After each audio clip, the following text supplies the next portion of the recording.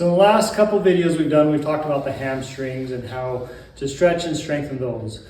One thing we mentioned in those is how sometimes our hamstrings feel tight, but it's not always those that are tight. It's a lot of times our quads, because we sit all day long and those shorten and become tight.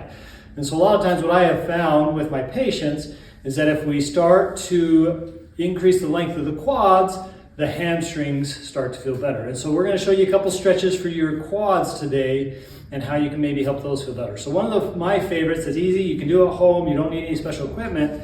But what you're going to do is kind of kneel down. And this is a very entry level, basic level. And what you can do is just kind of get in a lunge position, get this other leg out front, and you're going to tuck your glute underneath you and come up and kind of lean forward. And you should start to feel a pull in that leg if you're doing it right. And then you can take it from there, raise that same side arm and kind of lean over. And now you're also even going to get into the psoas muscle a little bit and stretch that psoas and that quad. Now the next step for that would be to get a chair or something that you can put your back foot up on.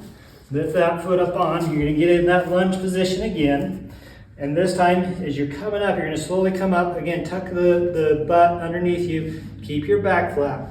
And as you're coming up, you're going to start feeling that pull. And you might not even be able to get up very far before you start feeling that pull.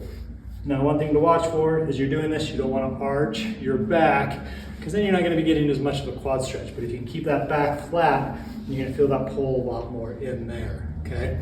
So those are two kind of entry-level basic stretches you can do at home.